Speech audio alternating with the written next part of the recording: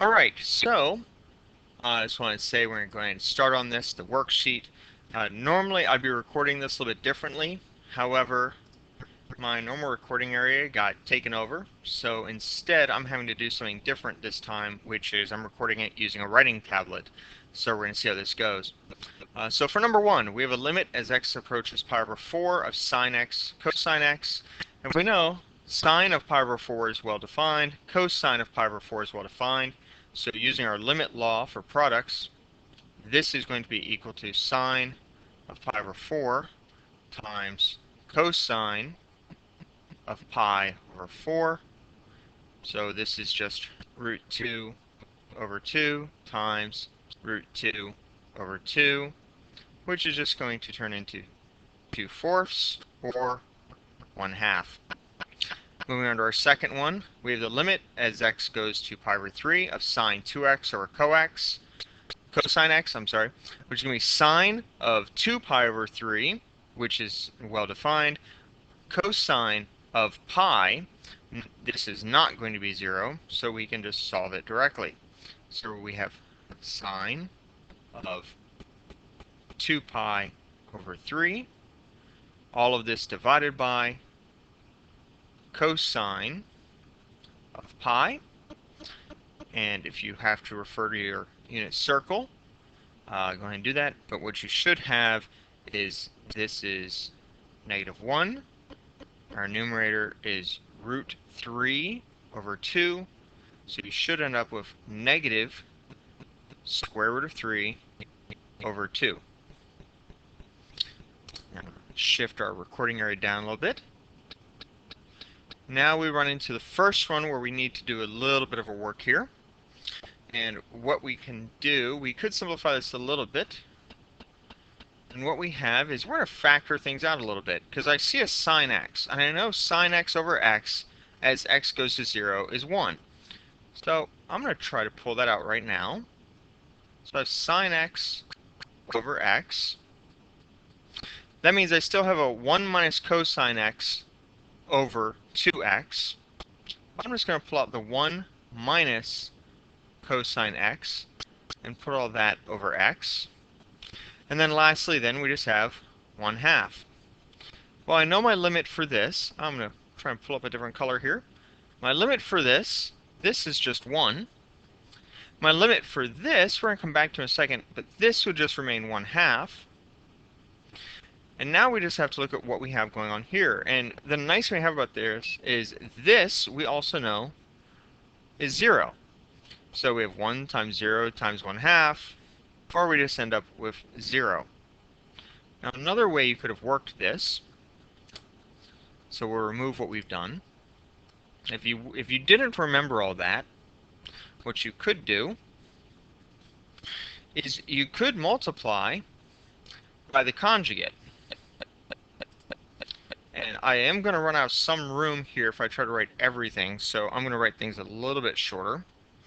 Instead, what you could do is multiply by conjugate. So you'd have 1 plus cosine x over 1 plus cosine x. And what that's going to give us would be sine x. And over here, we're going to leave that 2x squared all times 1 plus cosine x. And in the numerator, I'm just going to multiply these two elements. We're just going to have 1 minus cosine squared of x. And if you remember from your trig identities, if sine x plus if sine squared x plus cosine squared of x equals 1, well, 1 minus cosine squared of x is equal to sine x. So really what we have, I'm going to rewrite over to here, this side, is sine x times sine squared of x all over 2x squared times 1 plus cosine x. Now this we can factor. We have a nice 2x squared. I have a sine cubed x up here. So what I'm going to do is factor out some of these terms.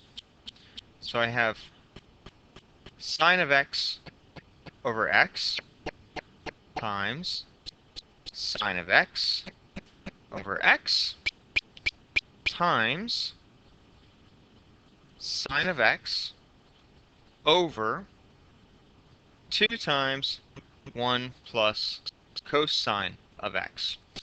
Now again, just like we had from before, we know, get a different color, we know this reduces to 1, this reduces to 1, and now we just have sine of x. Well, we know that reduces to 0 if we just plugged in 0.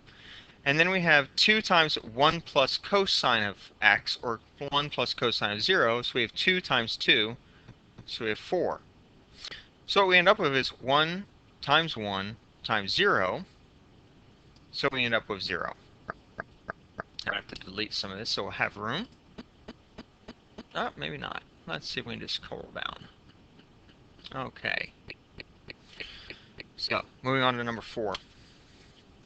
We have the limit as x approaches 0 of 1 minus cosine x, all of that quantity squared, over x. Now, the nice thing about this, we can simplify this a bit. So we have 1 minus, we're going to factor cosine x, all over x. And our second one then is 1 minus cosine x over 1.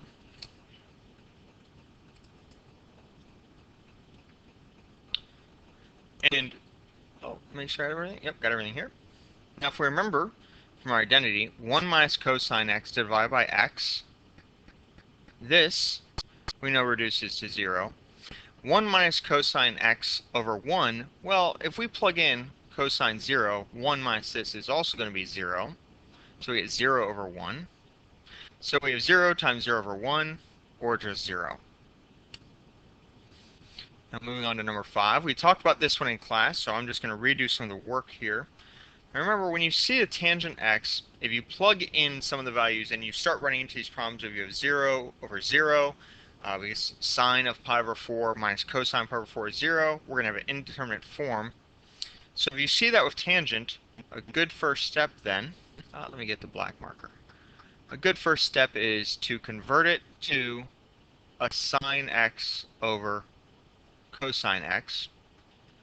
And then we have all of this divided by sine x minus cosine x.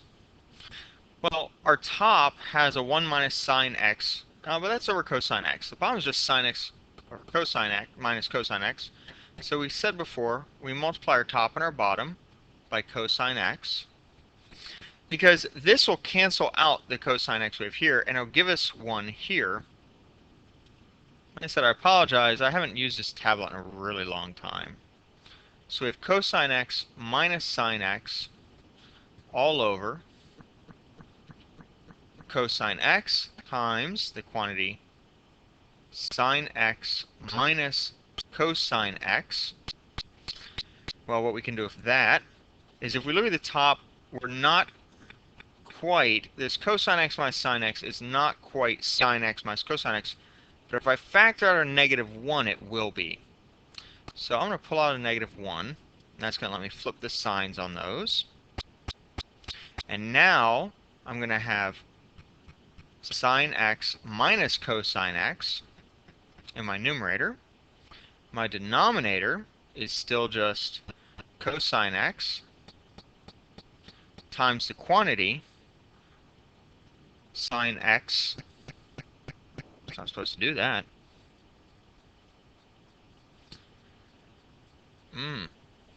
Okay. So let me do something here to shift that back over. Give me just a moment. Okay. Sorry about that.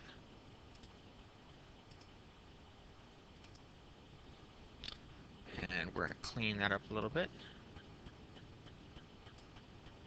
because I don't want to re-record this entire video again. Alright.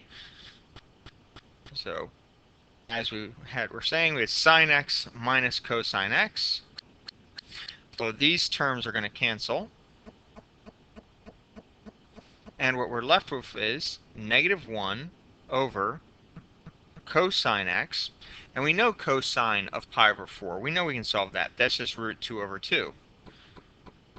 So we have negative 1 over root 2 over 2. And to bring this back up, we're just going to flip it. So we have 2 divided by root 2, or just the square root of negative square root of 2. All right. Now, coming down to number 6. So this is our first little warm-up one. We have our limit as x goes to infinity. Our limit as x goes to infinity of x squared plus 2 over x cubed minus 1. We talked about this one a lot in class. All we do is we look for our highest degree. In this case, it's 3. So we're going to multiply the top and the bottom by 1. And in this case, our 1 is made up of x to negative 3 over x to negative 3. Sorry about that. Dog just made a little bit of noise. And if we do that, we're going to end up with 1 over x plus 2 over x cubed, all divided by 1 minus 1 over x cubed. And we simplify this, we know this goes to 0, this term goes to 0, this term goes to 0. So we have 0 divided by 1, or 0. Moving on a little bit further, we have our indeterminate form of infinity over infinity, but our highest degree is the same in each. It's 2. So we multiply by x to negative 2 over x to negative 2. If we do that, we end up with 1 plus 2 over x squared, all divided by 1 minus 1 over x squared. Try to simplify this. I'll rewrite this. 1 plus 2 over x squared, all over 1 minus 1 over x squared. If we take this limit as x goes to infinity, this reduces to 0, this reduces to 0, so we're just left with 1 over 1, or 1. Number 8. I have to erase a bit here so it's a bit cleaner to see. Okay.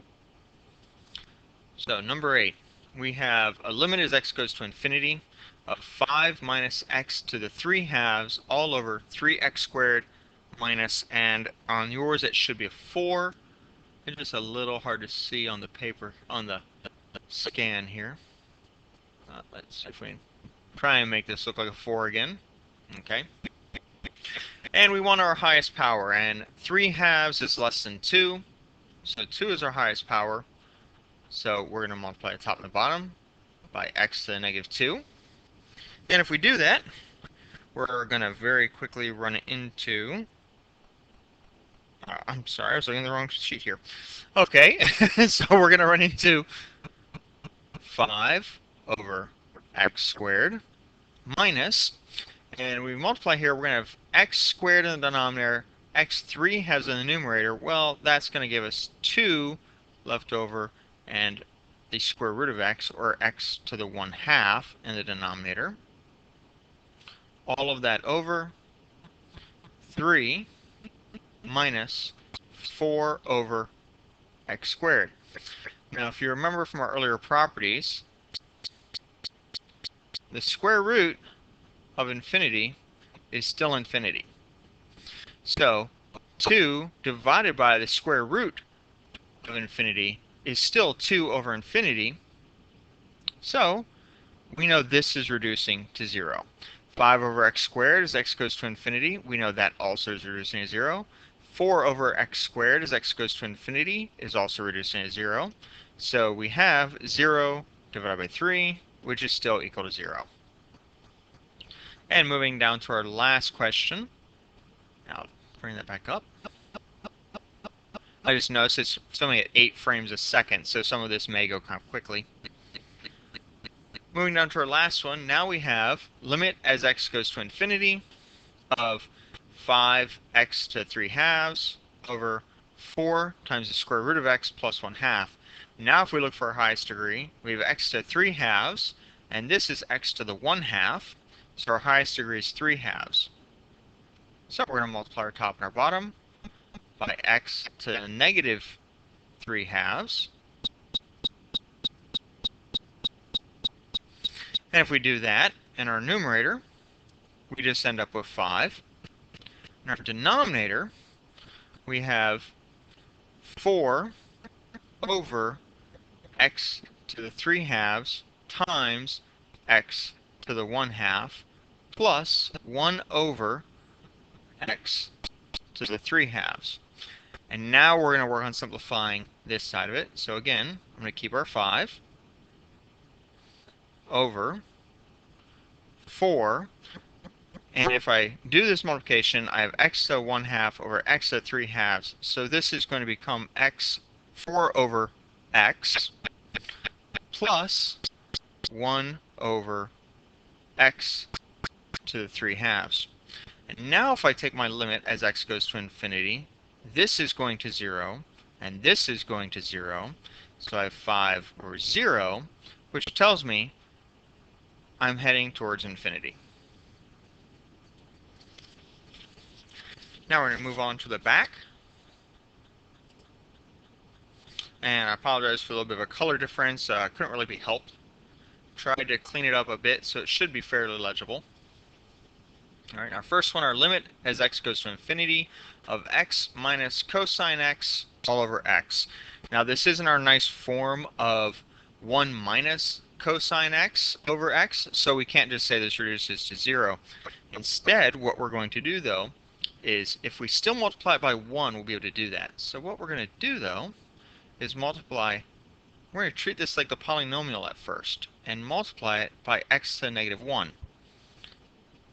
And what that's going to give us is 1 minus cosine of x over x, all divided by 1. Now this we can work with, because as x goes to infinity, well, cosine x, and this may make it a little bit intuitive, you should already know this one, that cosine x over x, as x goes to infinity, this becomes 0. And part of the reason why this is going to be easy to understand is, you know, cosine of x has a maximum value of 1 and a minimum value of negative 1. Well, if you take 1 or negative 1 and divide it into an infinite number of parts, you're going to get 0. We've talked about that before. We have 1 over x. As x goes to infinity, that reduces to 0. So you have 1 minus 0. So you're going to find out your limit is 1. Moving on to number 11. So now we want our limit as x goes to infinity of cosine 1 over x. So x isn't changing cosine. So what's going to matter is what happens in here. Well, as x goes to infinity, we're really worried about this 1 over x. Where is that going to go? We've talked about this before. What that's going to do is eventually look like cosine of 0, which again is just 1. Moving on to number 12. This should look very familiar. The limit as x goes to negative infinity of x plus the square root of x squared plus 3. So we're going to have negative infinity plus infinity. What's that going to? Well, we can't really say. That's getting our nice little indeterminate form. We have infinities minus infinities. We're not sure where this is going to work out to. So we're going to multiply by the conjugate. In this case, just x minus the square root of x squared plus 3. And we know that's over x minus the square root of x squared plus 3. And again, I really apologize for this handwriting. I've not used this tablet far too long. So our numerator is x squared minus x squared minus 3. Don't forget to distribute that minus sign. And all of that is going over x minus the square root of x squared plus 3. So our numerator just reduces to negative 3 all over. And now we have to take a look back and do some more logic. We have, this is going to negative infinity. So this x is going to be negative infinity minus, what's going on in here? Well, this is turning it to positive. So it's negative infinity minus more infinities. It's still just going to be negative infinity. So again, we're going to 0. So we have 3 divided by negative infinity. And remember, this isn't that indeterminate form because that was negative infinity plus infinity. Over here, we have negative infinity minus infinity. That's still just getting even less to a smaller and smaller value. It's going more and more negative. That's fine. It's not changing. It's not indeterminate. It'd be like infinity plus infinity goes to infinity. So infinity or negative infinity minus infinity, it's just going to negative infinity as well. Now we look at 13. So we have our limit as x goes to infinity of x minus x, the square root of x squared plus x. Now this is x going to positive infinity. So we have positive infinity minus infinity. We know we can't do that. That's our indeterminate form. So we multiply by our conjugate of x plus the square root of x squared plus x all over x plus the square root of x squared plus x. We do our little bit of algebra, and we end up with x squared minus x squared. Don't forget to distribute that x. So we have minus x all over x minus the square root of x squared plus x. So our numerator is just left with negative x all over x minus the square root of x squared plus x. Now here, we know this is going to negative infinity. That's not the problem. But down here, we have positive infinity minus infinity. So we still can't work with this. So what can we do? Well, we can maybe do some algebra manipulation with this, because I see I have x's in every portion on here. So I can probably factor an x out. So I'm going to do my best to write this very neatly. I'm going to leave my top as just negative x. Now, if I want to factor an x out, I want to get that x on the outside of the radical. So to do that, I need that x squared factored on the inside. So here I still have my x minus my radical. I want to factor out an x squared. Now my first term was x squared, so that just becomes 1. I'll go back over here again. This term was x squared, but this was plus x. I don't have a squared. So in order for me to have pulled an x squared out, I'm missing 1. So this is my x to the negative 1 now. And now I can bring that x out. So now I have negative x all over x minus, I'm going to factor out that x, the square root of 1 plus x to the negative 1. And now I can factor that x out both terms in here. So my numerator is still negative x. And my denominator, I'm going to factor out that x. And that leaves me 1 minus the square root of 1 plus, and I'm going to put that as 1 over x now. And now I do have some cancellations I can do. What I can do now is I can cancel my x's. So instead I just have a negative 1 in the numerator. As my x goes to infinity, well, this is going to 0 now. Instead, what I'm left with is 1 over 1 minus the square root of 1.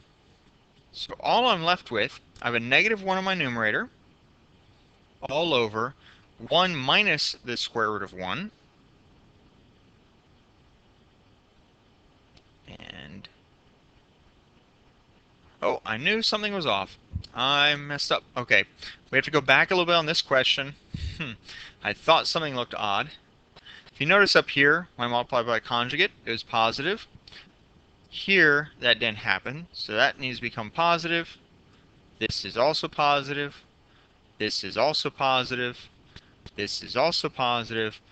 And so what we have is not 1 minus the square root of 1, but 1 plus the square root of 1, or 2. So that our final answer is negative 1/2, right? I didn't realize something looked off, but it's just a point to notice. It is very easy to have had the right sign and then forget to copy it. So always double check, especially if you do have conjugates. Go back and make sure that you bring it over. Just one very small mistake can mess up the whole thing. Okay. Moving on to 14. We're getting there. We're getting closer to the end here. We have the limit as x approaches 4 of 3 times the absolute value of x minus 1. Now, what you might want to do is think about this in the terms of the left hand and the right hand limits. So if x is going to 4 from the right, the inside is going to be positive. This hasn't changed anything. If x is going to 4 from the left, the inside is still going to be positive. So these absolute value bars aren't actually doing anything in this case. So we have the limit as x approaches 4 of 3 times x minus 1. Well, we can just fill this in. This is just 3 times 4 minus 1, or 3 times 3, which is just going to give us 9. Now, the function, we may not be able to do this limit at every place. It may not always agree what's going on here. So you could have a left and right hand not agree with each other as far as what's happening. But in this case, as x is approaching 4, nothing weird is going on here. So they're going to agree with each other. It's not a problem at all. You just have the limit is 9. So now we have the limit as x approaches 3 from the right of x squared divided by x squared minus 9. Now, we talked about this before. One of the things you want to do is, if you see this difference of perfect squares, let's go ahead and break that up. What we're going to have is x squared, and our denominator is actually x minus 3 times x plus 3.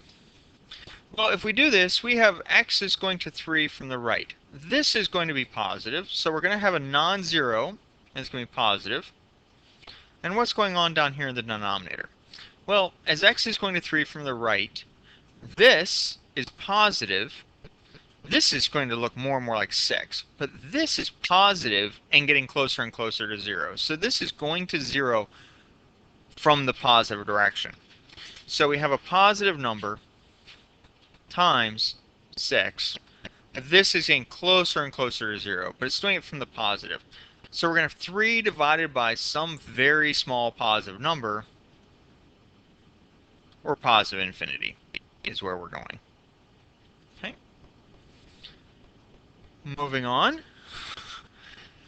Sometimes it's just going to be this short, but you need to pay attention to what direction is it coming from. If it had been coming from the other direction, it's potentially could have changed things, because if we were slightly smaller than 3, this was going to be a negative value. And a negative times a positive was going to make our bottom a very small negative number. So we'd have 3 being divided by a very small negative number, and it would have ended up being negative infinity. But the way this worked, we ended up going to positive infinity. So now we have our limit as x goes to 1/2, and it's coming from the left. So if you have a highlighter on a test, maybe you'll want to do that. Maybe you'll want to highlight it. That's up to you. Of x squared times tangent pi over x. Well, if I go to 1/2 of x squared, that's just going to be 0.25. 1/2 times 1/2 is going to give me 1/4, or 0.25. Now my tangent of pi over 2 is where I'm going to have a little bit of a problem. But this is what I can do is, again, we want to break this down to sine pi x over cosine pi x. And let's examine what's happening with this. Well, if we look at this, we take our limit as x goes to 1/2 from the left of this, we're talking about it's looking more and more like sine of pi over 2 over cosine of pi over 2. And this is coming from the left. So this is value smaller than 1/2. Because this, of course, looks like 0. This is looking like some positive number. In fact, this is going to become 1.